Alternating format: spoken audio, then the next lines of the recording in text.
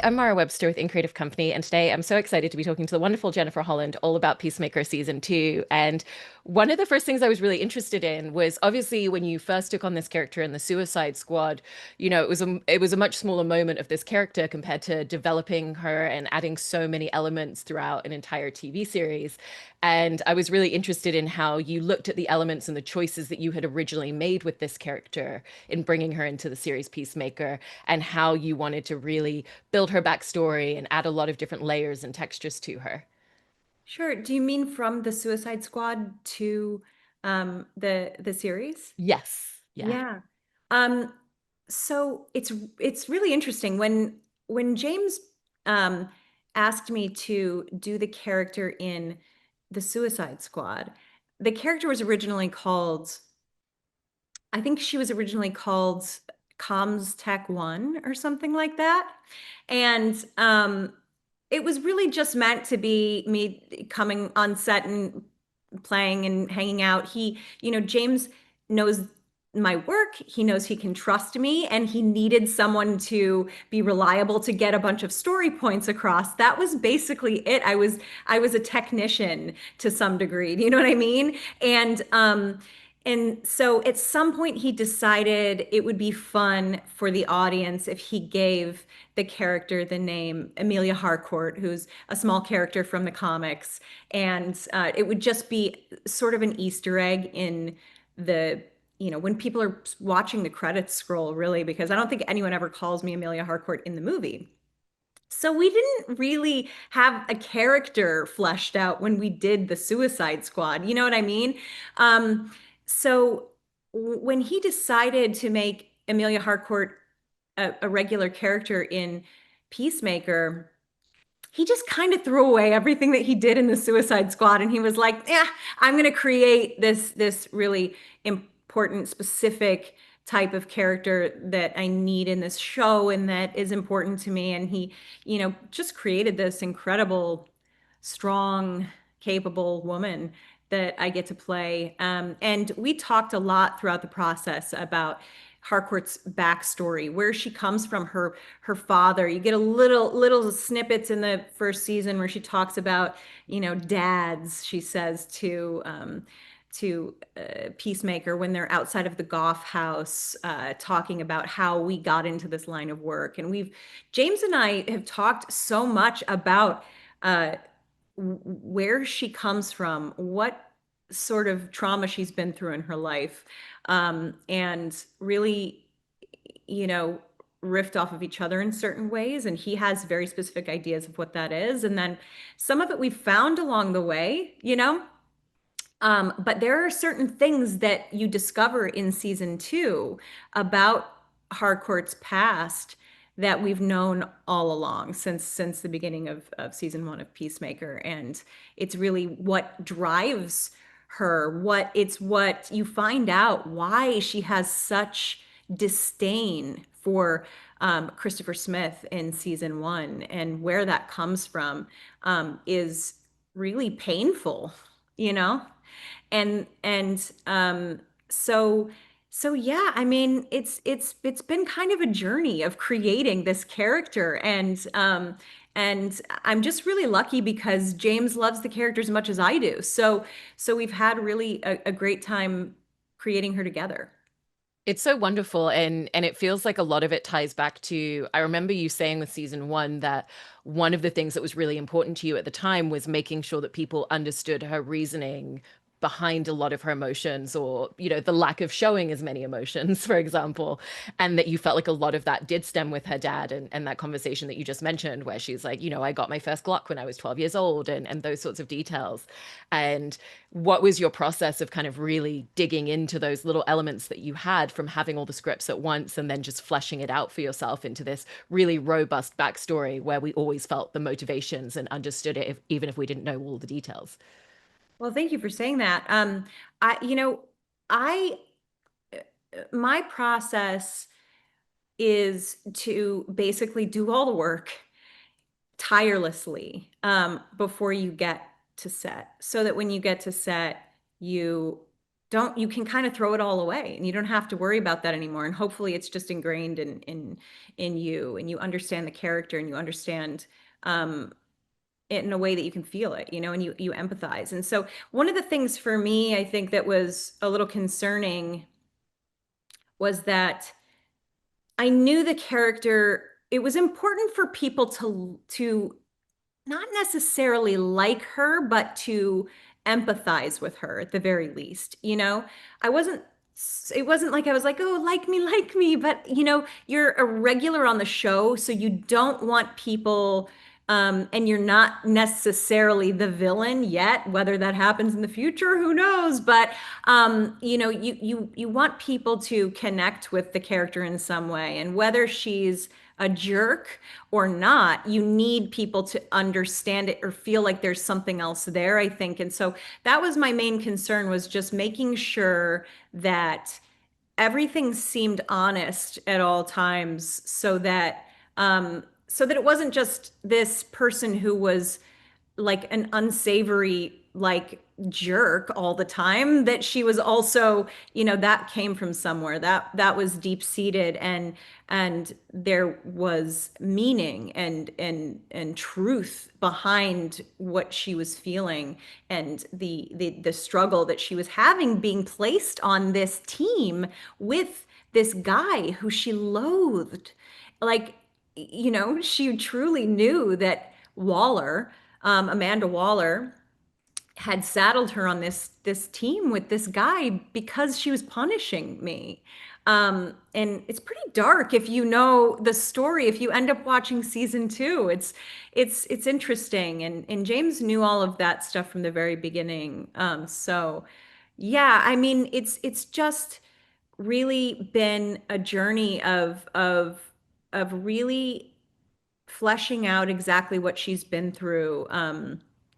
There's, you learn a lot in season two, more about the depth of her pain, I guess. So just, it's such a weird thing to talk about when the show's kind of a comedy, but it's a pretty dark comedy, and the characters are so real. They're such real people, and she is a very flawed individual, and she has a harder time probably dealing with her past than anyone else, any of the other characters on the show. She really stuffs it down. And I think what happens for her at the end of season one, is that she is more vulnerable. She becomes more vulnerable than she's ever been in her life, because she almost dies. She almost loses her life at the end of season one. And I think the process of that for a human being is that you either go, oh my gosh, I'm so grateful for life, and here I am, and I'm going to enjoy life, and I'm going to be more open, and I'm going to change, or you regress maybe. And I think Harcourt's regressed a bit. She's closed up a bit. She's decided, I'm not going to allow myself to be in that vulnerable position again. And um, I think that's part of what you see when you start to see her in season two.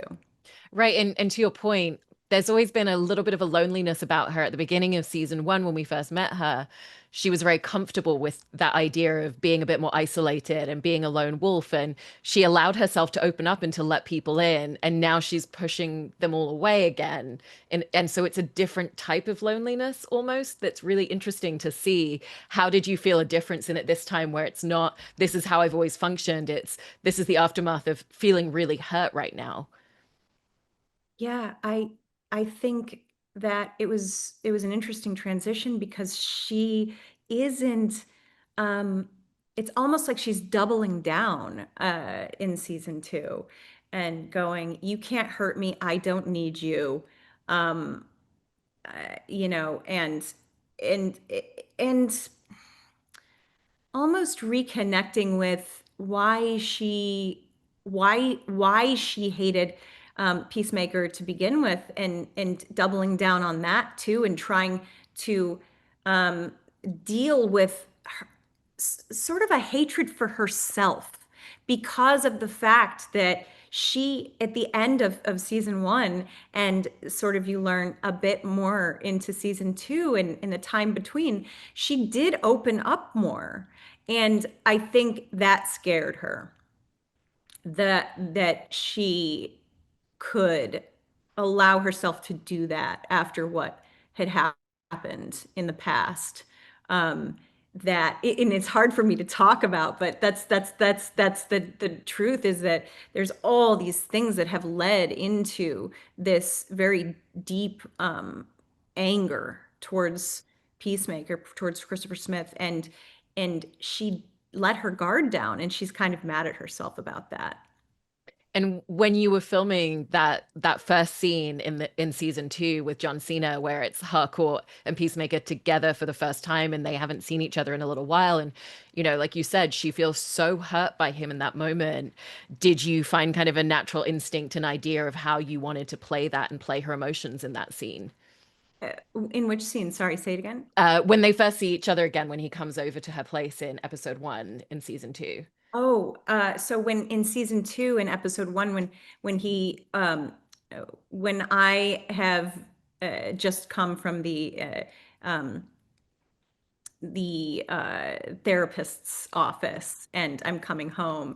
Yeah, it's interesting. Yeah, she's really grappling at this time with, like, still wanting to allow him to be in her life, um, but trying to reestablish a boundary. I think that's what she's sort of grappling with at that time. So she's she's just really struggling, I think, and just trying to push him away a little bit. You know, that's really what's going on in that scene. It also feels like in watching her at the beginning of season two that there's this kind of loss of identity and purpose because she doesn't have her job. She can't get work at any of the intelligence agencies at this point, and that's all that she's ever known. It's been her entire adult life has been framed around this, and we saw her recovery from her injuries, going through physical therapy, and knowing that that was the determination that got her back on her feet. And so, how did that feel really different coming in and playing her this season without that purpose and drive that she's always had in a place to put it? Man, it was pretty amazing, actually, because you get this different opportunity to approach the character at a different time in her life. And season one, she's very capable, put together. She is, in some ways, I think, the way that a lot of the audience members sort of found their way into the show, because if you're not a person who necessarily gravitates towards the goofy nature of Peacemaker in season one, I think, Harcourt kind of is, like, you to some degree, is the audience to some degree, sort of going, come on, man, really. um and so in season two, she has exactly what you said, lost her entire purpose in life. And I think her identity to some degree, because I think she completely attaches her whole identity to her work. And she doesn't know who she is. Like, she doesn't really have a life. Her life is her work, her purpose, her identity is her work. And yeah, that's probably her hiding away from a lot of things about herself that she doesn't want to deal with. But that's the truth, is that she doesn't know who she is without that. And so she's really lost at the beginning of season two. And it was really interesting to approach that, because not playing it, you're not necessarily playing the same version. She still has a level of confidence. She still has a lot of gravitas and confidence that she carries with her regardless. But at the same time, it's a little bit more like put on at this time. She isn't as confident. It's a little bit more of her posturing to have confidence, and to feel like, she is put together. Because she's not. She's literally sold her TV, which is not something that anyone really talks about. But if you look around her apartment in season two, there's just a TV arm hanging on the wall, and there's no TV there anymore. She's on hard times. And it's a rough place for her to be in. So it was definitely different approaching the character this time, because that it's just all of what she is and who she is really driven by a different thing this season. Right. And she's always someone who's been acerbic, but she's just so festered in her anger at this point as well. And even just seeing the bar fight that she gets into, and it's her willing it, it's her forcing that fight to continue just to feel something that feels like a comfortable emotion to deal with almost. Yeah. And I was interested in just as much as that was such an extensive stunt scene, how that was also a really emotional scene to play with your character. Yeah, it was really amazing that the stunt team and Dave McComber, who was the fight choreographer for this, and my stunt double CC Ice, they worked with me so much to help me to make sure that I was able to do this whole scene, that it didn't have to be my stunt double. She does jump in for like when Harcourt gets thrown into the bar and the things that where someone's getting thrown across the room and it's really dangerous. But I do the whole scene, and it was really important to me that I was able to do that because of the emotional element. Aside from the fact that I love it, I want to do all of the fight stuff all the time. I really enjoy being able to pair my physical abilities with my work as an actress. It's really amazing to get that opportunity, but in this particular scene, it's really about emotionally where she is at this time. And um to some degree, Harcourt's a cutter, she can't feel anything. She can't really experience life. She's not present. And I think that this is how she feels something, which is really sad. She's hurting herself on purpose, Um, and you find out here that that's what she's been doing all along. And so when you see her in season one, when Christopher Smith comes into the bar and bothers her, and then she beats this guy up, that's exactly what she went in there to do. She went in there, but it really does evolve over the course of the two seasons to be something much more guttural and darker. And I think there's some real trauma in her life that she's maybe re-experiencing through the course of putting herself in these situations where obviously she is as capable as Harcourt is, as good of a fighter as she is. She's going to struggle against this many guys. So she knows what she's putting herself into, I think.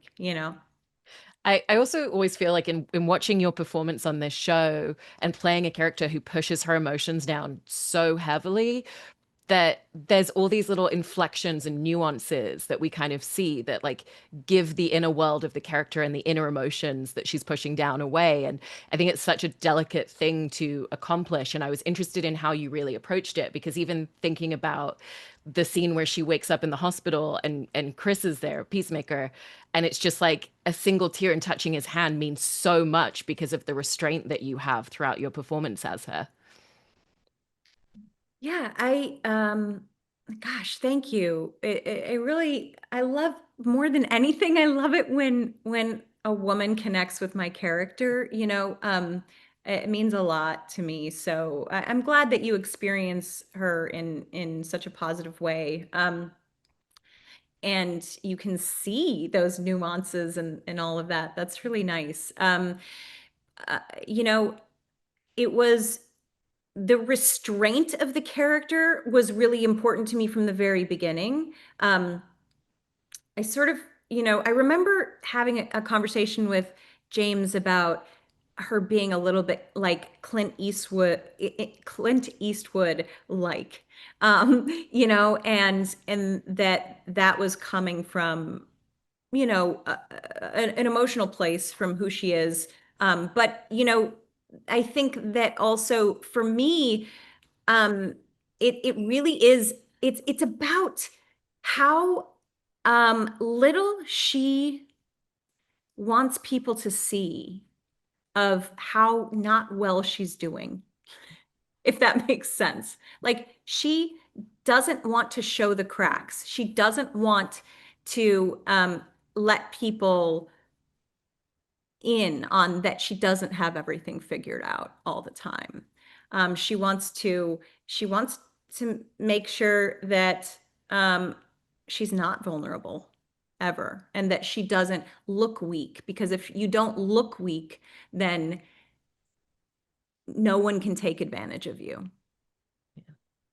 I also, in talking a little bit more about your relationship with the stunt team and with your stunt double, I always think it's so great the way that you talk about it. It always sounds like such a collaboration. And there are these choices and these elements of character that in scenes like that bar fight sequence become a real collaboration between the two of you. And I was just interested in your experience of how it ultimately becomes very collaborative in the work that you do with them on moments like that in a show like this. With the stunt team. Yeah. Oh man, they're just the best. There's such a great both seasons we had incredibly talented and dedicated stunt team fight choreographers. Season two particularly, they were very open to my interpretation of the choreography and how I could make that feel emotionally connected to my character. And and you know, we talk about that a lot as we're going through the fight choreography, like exactly what she's experiencing and how important it is for her uh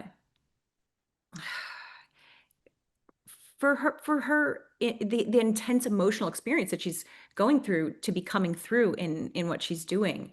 And we talked a lot about it in the bar fight in uh, season two, episode one, um, how much we wanted it to build um, from this place where you think she's just starting a fight with a guy in a bar to like this feeling that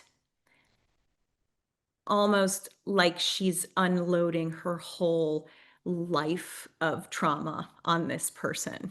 You know, like she's re-experiencing some dark parts of her past on this guy who just kind of said a stupid thing at the bar. So yeah, we talked about it a lot, and they're such a special group of people. Cece Ice, who's an incredible stunt woman, she has doubled so many amazing actresses in her career. She's so accomplished, way more accomplished than I am as an actress. I couldn't have done what I did in season two without her, really. I mean, not to you know eliminate my part in the performance or anything like that, but she really dedicated herself to helping me to make sure that I was selling. You have to sell these things that you're doing because you're not really hitting someone. You're not really like doing the things that you're doing. You know, obviously you're not, but you're not. You have to really sell it. And it was really important for me to make it look like I was doing it. It was vicious and harsh and intense, and that all the emotion was there. And she was just the best partner I could have had in making sure that that was the case. I'm really grateful to her. She was a great partner for me on this show. It's amazing. I also in season two really love the new opening sequence. And I feel like obviously people have a lot of anticipation over what that's going to look like, and it's so wonderful, and it feels like the choreography for it that Carissa Barton has put together for all of you is even more involved and more physical, but again you're still doing the kind of like very monotone, very robotic, emotionless expressions throughout, and even just at the end when you're all piling into that giant heap of humans together. I was just interested in what the choreography and what learning all of that and putting all of that together looked like for season two. It was a lot more involved. My particular, you know, parts and character in the fight I mean, sorry, the dance choreography for um, season two is a lot more involved. I'm just in a lot more of it, and I there's a part of it where they have me on wires and I like to fly a little bit, which was really fun. So yeah, I mean it was amazing. I think Carissa, who's an incredible choreographer, who was tasked with one of the weirdest choreography, challenges probably you could be as a choreographer, this weird robotic thing that we do. But she just embraces it so well and creates this amazing dynamic thing with all of these different people who are of varying levels of um, capable with dance choreography, I guess. But everyone's 100% dedicated, from Frank Grillo to Tim Meadows to, all of the regulars and everyone in season two who did this, and season one, really. Everyone was just like, all right, this is what we're doing. I don't know what it is. It's weird, but we're going to be committed to it. And so it was a lot more involved this season, but also I got to be a lot more physical. Um, John and I have some really fun stuff that we do in this season's opening dance sequence. Um, I I don't know if this is a spoiler. I wonder if this is a spoiler, if I can We're, say we're, we're it. good to talk about it Oh, we're good to talk about it yeah because this is going to air. after the first episode's out. Yeah. So, it's so weird. I don't know if I manifested this. I don't really believe in manifestation. I don't know. But I was like, I want to do a lift like they do in Dirty Dancing. I want to do a lift. Um and then, like, moments after I declared that I need to do a lift like they do in Dirty Dancing, I see the like the previs, the thing that Carissa has filmed with all the dancers to show us what we're going to be doing or whatever. And there I am doing a lift like in Dirty Dancing. It was a dream come true. I was very concerned for John Cena. I was not sure he was going to be able to lift me, and not because he's not very strong, but I feel like I'm very dense and I'm deceptively there's a lot of dense muscle mass here. So I was like, hopefully this is okay for him. But he was amazing. I mean, we just had a great time. John's a great partner, always, with everything, at all times. He's a dream. I hate saying this so much every time I do an interview, but it's just the truth. We're so lucky to have him as our number one on the show. And it was no exception working with the dance number. He was a really great partner. That's amazing. And it turned out so great. And I love that it has like these little like nods to the storyline and the characters in it as well. And love everything I've seen so far from season two. So I know people will be really excited to see these episodes. Thank you so much for talking about it. I appreciate Of it. course. Thank you for having me.